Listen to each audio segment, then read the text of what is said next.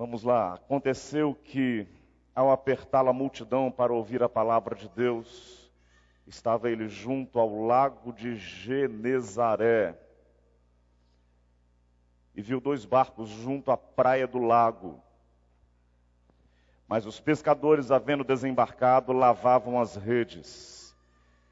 Entrando em um dos barcos, que era o de Simão, pediu-lhe que o afastasse um pouco da praia. E assentando-se, ensinava do barco as multidões. Quando acabou de falar, disse a Simão: faze-te ao largo e lançai as vossas redes para pescar. Respondeu-lhe Simão: mestre, havendo trabalhado toda a noite, nada apanhamos, mas sob a tua palavra lançarei as redes. Isto fazendo, apanharam grande quantidade de peixes, e rompiam-se-lhe as redes. Então fizeram sinais aos companheiros do outro barco, para que fossem ajudá-los. E foram e encheram ambos os barcos, a ponto de quase irem a pique. Vendo isto, Simão Pedro prostrou-se aos pés de Jesus, dizendo: Senhor, retira-te de mim, porque sou pecador. Pois à vista da pesca que fizeram, a admiração se apoderou dele e de todos os seus companheiros, bem como de Tiago e João, filhos de Zebedeu, que eram seus sócios. Disse Jesus a Simão: não temas, doravante serás pescador de homens. E arrastando eles os barcos sobre a praia, deixando tudo, os seguiram. Vamos orar? Pai, nós suplicamos em nome de Jesus, para que a tua palavra venha ao meu coração, ao coração de cada um de nós, ao coração daqueles que nos acompanham via internet. E, Senhor, que o teu Espírito Santo verdadeiro, que age, que está presente, ministre a todos nós a tua palavra, Senhor. Palavra viva, escritura sagrada, que foi escrita cerca de 2000 anos atrás, registrando esta ocorrência na vida de Jesus e dos discípulos. E que esta mesma palavra seja usada pelo teu Espírito Santo hoje, para nos abençoar aqui, agora, nesta noite. Nós clamamos, Pai, em nome de Jesus. Amém e amém.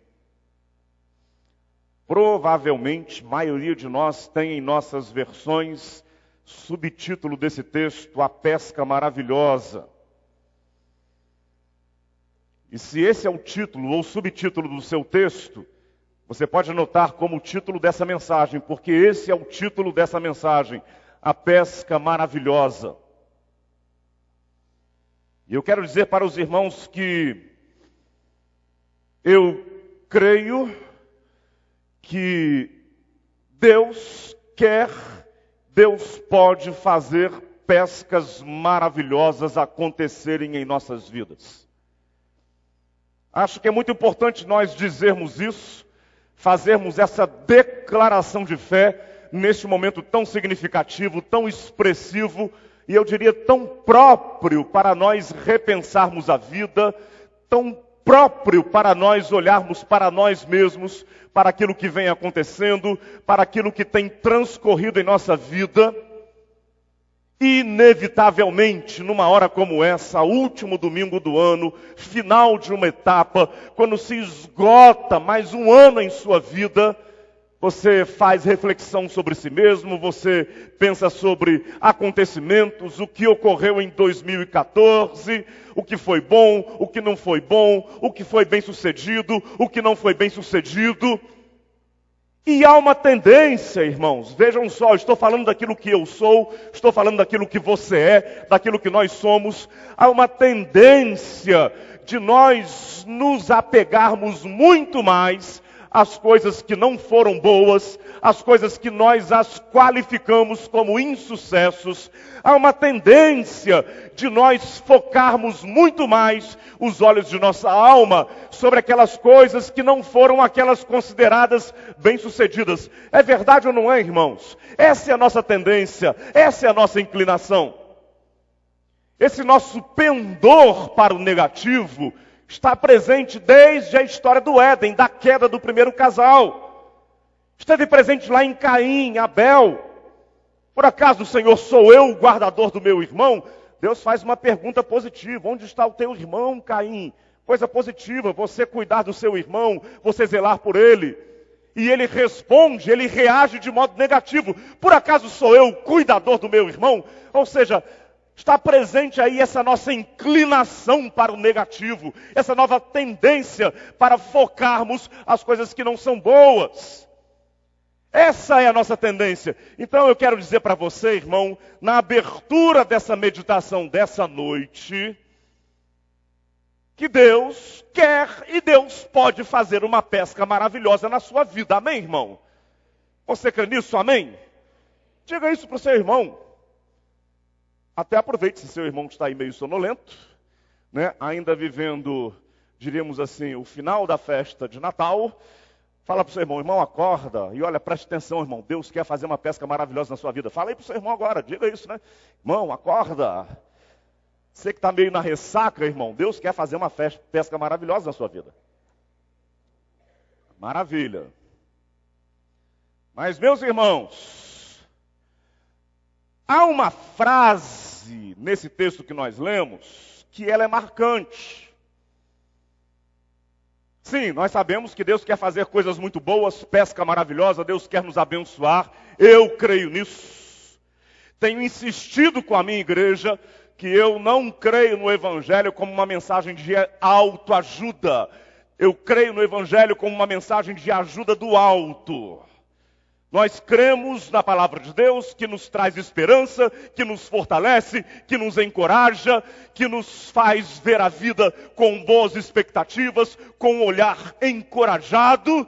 Nós cremos no Evangelho que nos revigora, que nos convida a que nós enfrentemos as lutas e os embates da vida com este olhar encorajado. Nós cremos no Deus Todo-Poderoso. Pois bem, então eu quero dizer para você que, mesmo afirmando que Deus quer fazer uma pesca maravilhosa na minha vida e na sua vida, há aí uma espécie de uma frase, como se fosse, ela é muito explicativa, o verso 5, especificamente o que está no verso 5. E ela nos apresenta alguns dados, alguns detalhes, algumas dicas que são importantíssimos para nós. Mestre, disse Pedro, Simão, havendo trabalhado toda a noite, nada apanhamos, mas sob a tua palavra, farei o que, irmãos? Lançarei as redes. Aí está Pedro demonstrando a sua liderança sobre os apóstolos, sobre os discípulos. Então vou repetir para você. Mestre, havendo trabalhado toda a noite, nada apanhamos, mas sob a tua palavra lançarei as redes. Eu sugiro a você para que pegue a sua caneta e grife esse versículo, pois ele nos traz alguns detalhes importantíssimos. Eu quero desmembrar esse versículo em 3 partes. Mestre, havendo trabalhado toda a noite, nada apanhamos. Repita isso comigo. Mestre, havendo trabalhado toda a noite, nada apanhamos. Primeira coisa que eu quero te dizer, meus irmãos, meu irmão, Deus quer fazer uma pesca maravilhosa na sua vida, mas em primeiro lugar, é importantíssimo você admitir fracassos. É importantíssimo você identificar os seus insucessos. É importantíssimo você identificar aquelas coisas na vida nas quais você foi mal sucedido. Pastor, não faz sentido nenhum. Você começa esse sermão falando de pesca maravilhosa, que Deus quer abençoar, de encorajamento, mensagem de esperança, mensagem que fortalece, que nos revigora para viver a vida. E de repente, como primeiro ponto desse sermão, você fala que a gente tem que admitir fracasso. É isso mesmo. Olha bem para cá. É importantíssimo que você seja corajoso e honesto o suficiente para diagnosticar a sua vida, seus procedimentos, seu comportamento, para olhar o seu ano, os seus anos anteriores, o seu modo de viver, e com coragem, irmão, com coragem identificar: está aqui, eu fracassei. Está aqui, eu errei nessa área. Está aqui, eu vacilei nesse ponto. Está aqui, não deu certo esse meu investimento. Está aqui, eu faltei nessa outra área. Irmão, seja corajoso e identifique os seus fracassos. É ululante dizer isso para você, mas eu vou reafirmar: se você vai ao médico e você quer ser curado, você tem que estar disposto a ouvir a consulta médica, o profissional dizer para você: olha, você tem esse problema. Você tem essa dificuldade. Você precisa usar esse tipo de medicamento. Seu tratamento precisa passar por esse processo terapêutico, porque você tem esse problema. É o diagnóstico. Sem isso, você não vai experimentar a pesca maravilhosa, a cura, a restauração. Eu sei que esse negócio é um negócio complicadíssimo, gente. Eu sei disso. Porque uma coisa é o meu discurso aqui, eu dizer para você que você tem que identificar suas frustrações, você tem que identificar seus fracassos, você tem que identificar seus vacilos. Esse discurso, ele é até relativamente interessante, mas isso é dificílimo de ser praticado, é dificílimo. Porque isso faz você percorrer, ou você terá que percorrer, algumas regiões da sua vida que são complicadíssimas de serem observadas, tocadas. Agora é interessante, há pelo menos 2 homens de Deus na Bíblia que foram usados por Deus de um modo maravilhoso para que viesse um grande avivamento, para que viesse uma revitalização, para que sonhos mortos fossem ressuscitados. 2 grandes homens de Deus que tiveram que passar por esse processo dolorosíssimo de identificação dos fracassos: Neemias e Ezequiel. Se você vai lá no 2º capítulo de Neemias, você vai encontrar Neemias tendo retornado do exílio. E quando ele chega em Jerusalém, ele quer confirmar, porque as notícias do estado de Jerusalém haviam chegado a ele, quando ele estava lá em exílio. E aí Neemias levanta-se de madrugada, e ele vai junto com alguns soldados, se aproxima dos entulhos de Jerusalém. E quando ele chega mais próximo, ele deixa os soldados, deixa o seu animal, e ele sozinho, veja só o tour. É um tour meio maluco que Neemias fez. Ele começa a andar por aqueles entulhos, ele vê os portões da cidade queimados. Ele vê, não tinha pedra sobre pedra, o estado, o cenário, era caos completo, absoluto. E ele começa a lembrar: famílias já viveram aqui, crianças já foram felizes aqui, adultos já trabalharam aqui, o meu povo já viveu aqui. Isso aqui foi terra prometida, isso aqui foi terra que mana leite e mel, isso aqui foi lugar abençoado, e agora esse é o estado. Neemias precisou fazer esse passeio catastrófico. O outro que eu disse para você é o profeta Ezequiel. Quando o Espírito de Deus o conduz em visão a um vale de ossos secos, e Ezequiel tem que andar por aquele vale no meio dos ossos. Agora lembre-se bem, querido, Ezequiel, hebreu, judeu. Para os judeus, tocarem mortos é algo maldito. É absolutamente proibido. Apenas algumas pessoas designadas para isso fazem esse tipo de serviço e depois elas têm que passar por um processo de purificação rigorosíssimo. E o que é que o Espírito de Deus faz? O Espírito de Deus faz Ezequiel passear no meio daqueles ossos cadavéricos. Ezequiel precisa ver aquilo, chegar de perto, andar naquela região terrível, naquele cenário de morte. Ele precisa estar ali de perto. São dois grandes homens de Deus, que foram grandemente usados por Deus e que precisaram olhar para os seus entulhos, precisaram diagnosticar as suas frustrações, as suas tristezas, passear e fazer esse olhar terrível, difícil, muito difícil. O que é mais fácil, irmão? O que é mais agradável? Você se aproximar de alguém, de alguns amigos, numa roda de amigos e contar, olha, foi bom, eu alcancei isso, essa vitória, aquilo outro. Ou você chegar e dividir, olha, eu quero que você ore por mim, porque tem algumas coisas muito importantes na minha vida que não deram certo. Seja sincero, é muito difícil essa segunda opção, não é verdade? Não é verdade? Alguns pastores do nosso meio fazem esse tipo de avaliação crítica nos nossos encontros. A gente se encontra só para falar dos sucessos da igreja, a minha igreja está fazendo isso, aquilo outro, a minha igreja está prosperando nessa área, naquela outra área. E às vezes a gente não cria um clima favorável para que nós passemos por uma terapia entre amigos. Olha, ore por mim, porque as coisas lá não estão indo bem.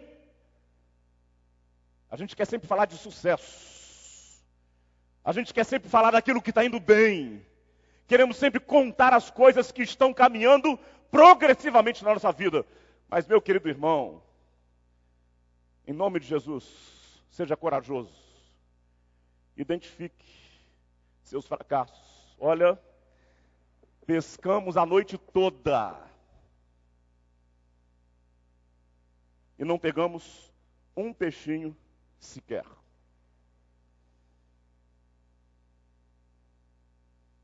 Os irmãos estão vendo como que isso é difícil? Percebe o silêncio que está aqui na igreja agora? Porque é complicado isso. Eu fracassei.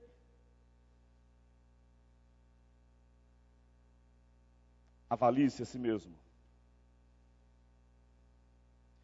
Segundo lugar, diz o texto aí que nós lemos, esse mesmo versículo.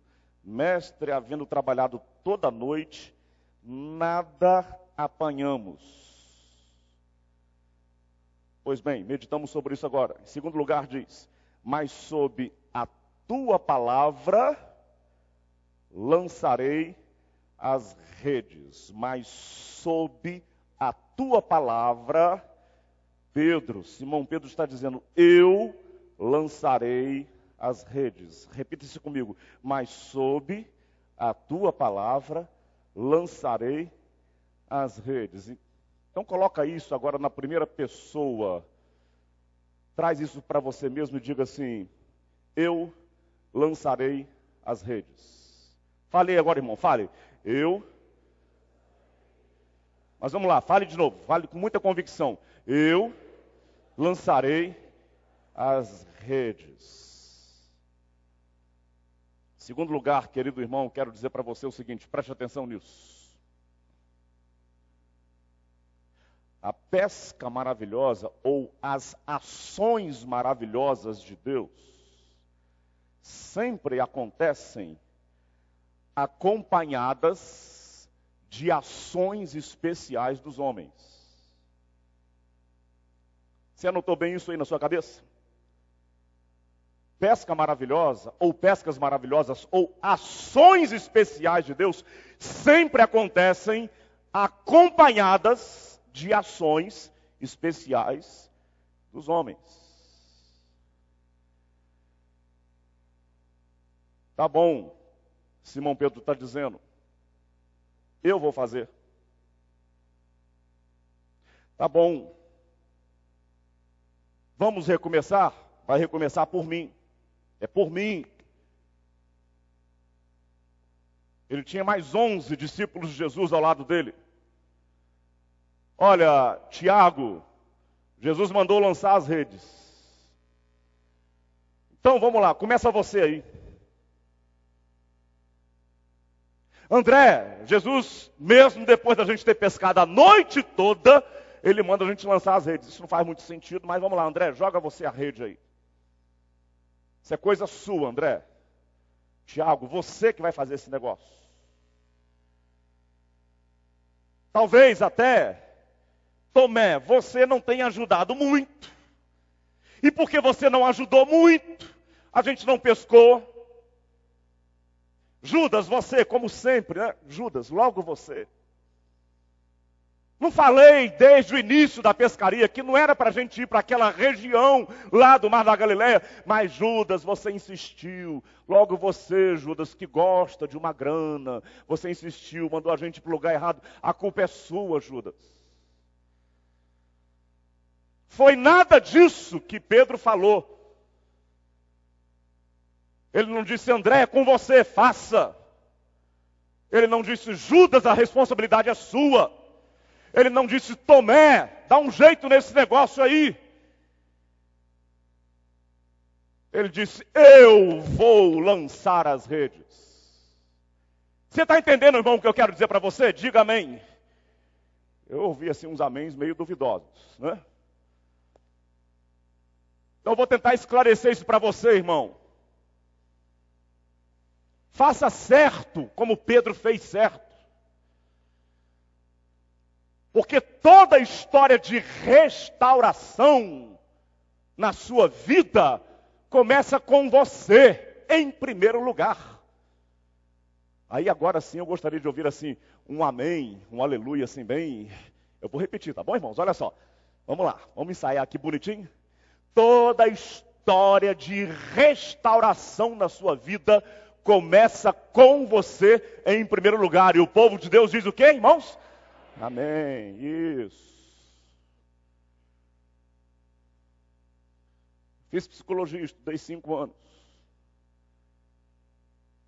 E eu sei que todo bom terapeuta, quando recebe você no seu consultório, e aí você apresenta para ele a sua queixa, você apresenta para ele a sua luta conjugal, você apresenta para ele as suas tribulações relacionais com as pessoas. Ele, em primeiro lugar, vai apontar o que é que você, paciente, tem que fazer para essa história mudar. Todo terapeuta de respeito, todo psiquiatra, todo psicólogo, todo psicanalista, todo pastor, vai dizer para você, olha, você quer uma pesca maravilhosa, você quer que as coisas mudem na sua vida? Essa história vai começar, se é que você quer que ela comece, essa história tem que começar com você. Está entendendo, irmão? E Deus não chamou nenhum dos seus servos de modo diferente. Nenhum dos seus servos Deus chamou de modo diferente. Quando Deus chamou Abraão, Deus mandou Abraão fazer alguma coisa. Aquela frase que a gente conhece bem, Abraão, ou ainda Abrão. O que é que Deus disse para ele? Eu conheço pouco a Bíblia, me diga aí, irmão. Sai da onde? Vai, me diz aí. Sai da tua terra, da tua parentela, e faz o que mais, irmão? Vai para uma terra que eu te mostrarei. Faça, Abraão, faça. Você tem parte nessa história. Quando Deus chamou Moisés, Deus disse, Moisés, eu quero libertar o meu povo, eu quero livrar Israel, os hebreus, das garras do faraó, mas eu quero que você volte, e você vai encarar o faraó, e eu vou usá-lo, mas volta para lá. Aí Moisés tenta se esquivar desse negócio, não, mas eu sou pesado de língua, não, eu não sou a pessoa ideal para isso. E Deus tem ali um trabalho razoável com Moisés para tentar convencê-lo de que era através dele e por ele que esse negócio ia começar. Querido irmão, então, depois de eu ter falado isso para você, diga de novo, eu lançarei as redes. Fala aí comigo. Eu lançarei as redes. Então, a primeira coisa que eu disse para você, seja corajoso para diagnosticar seus fracassos. Seja corajoso para diagnosticar seus vacilos, seus erros. Seja corajoso.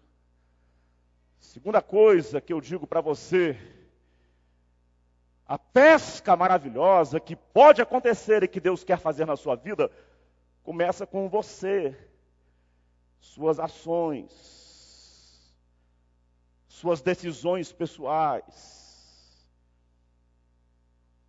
Terceira coisa que eu quero falar para você, cuidado para que o cansaço não adoeça o seu coração. Lembre-se bem que os discípulos estavam cansados. Diz lá o texto que nós lemos, o versículo crucial dessa meditação. Mestre, havendo trabalhado, havendo pescado, durante quanto tempo, irmãos? Me ajudem aí. Noite toda. Os camaradas estavam exaustos, esgotados. Mas nem um peixinho, pegamos nada, nem um peixinho. Nem para fazer um assado para a gente aqui, nada. Voltou de mão vazia, o grupo voltou completamente de mão vazia. Cansados. Meu irmão, eu quero te alertar acerca do risco desse estado. Pode ser que você esteja navegando, e os ventos contrários, o mar está revolto, você joga a rede, não vem peixe nenhum, você joga a rede, não vem peixe nenhum, e 2014 passou, e não vieram os peixes que você queria, não vieram os resultados que você queria, você investiu, você suou, você pescou a noite toda. Eu quero chamar a sua atenção para os riscos desse momento.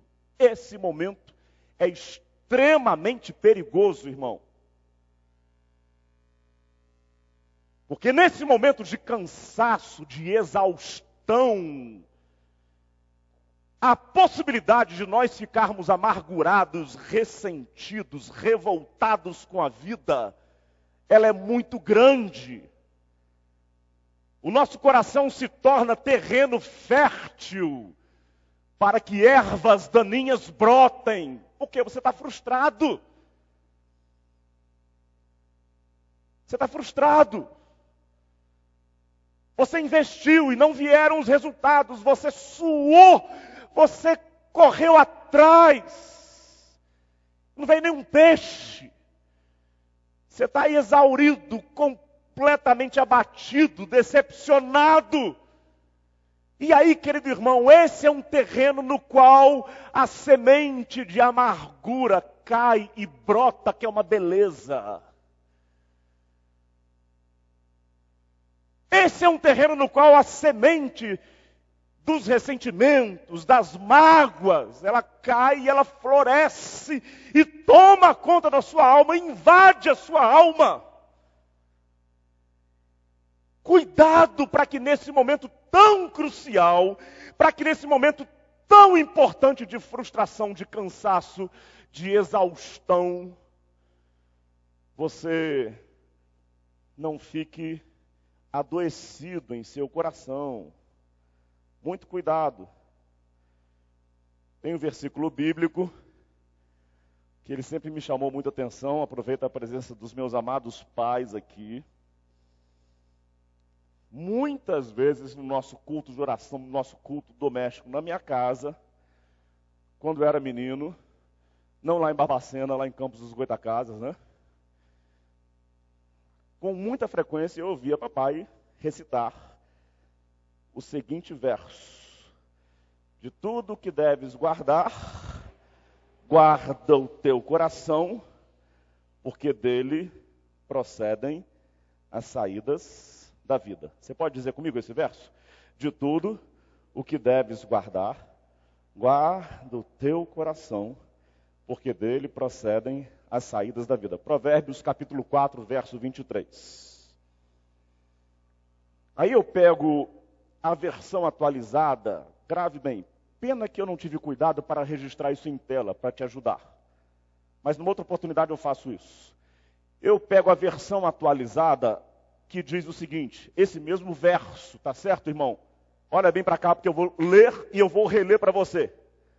Tenha cuidado com o que você pensa, pois sua vida é dirigida pelos seus pensamentos. Tenha cuidado com o que você pensa, com o que você guarda dentro de você, aquilo que você vai acumulando, aquilo que você vai armazenando dentro de você, porque é isso que dirige a sua vida.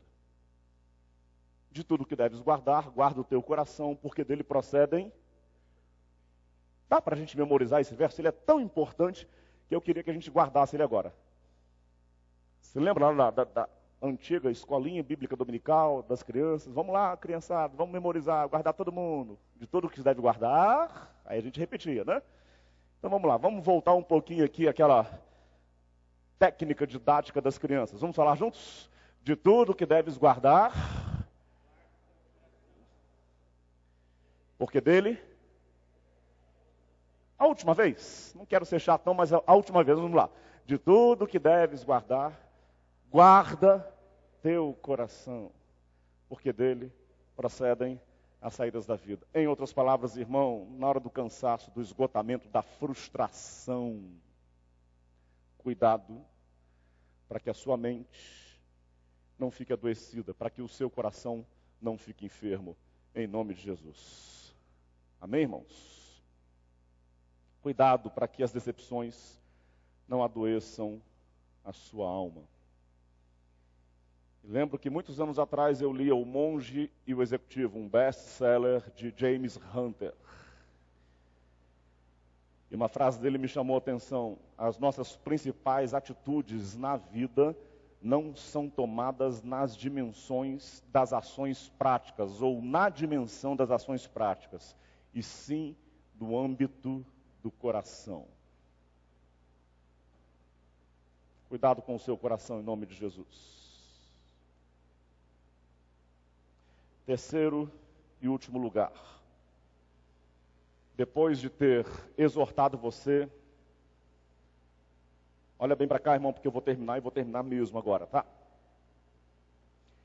Depois de ter exortado você acerca da necessidade de você ser muito honesto e sincero no seu diagnóstico. Fracassei aqui, errei ali. As coisas não foram bem nessa área. Depois de ter exortado você a que você entenda que um recomeço, um processo de revitalização começa por você. É por você que as coisas recomeçam. É em você que o recomeço precisa acontecer. Depois de ter exortado você acerca da necessidade de você cuidar do seu coração e da sua mente, para que você não fique adoecido, amargurado, zangado, eu quero repetir para você o que eu disse no início. Irmão, Deus quer, Deus pode, e eu creio, Deus vai fazer uma pesca maravilhosa na sua vida. Eu creio nisso. É por isso que eu estou aqui pregando.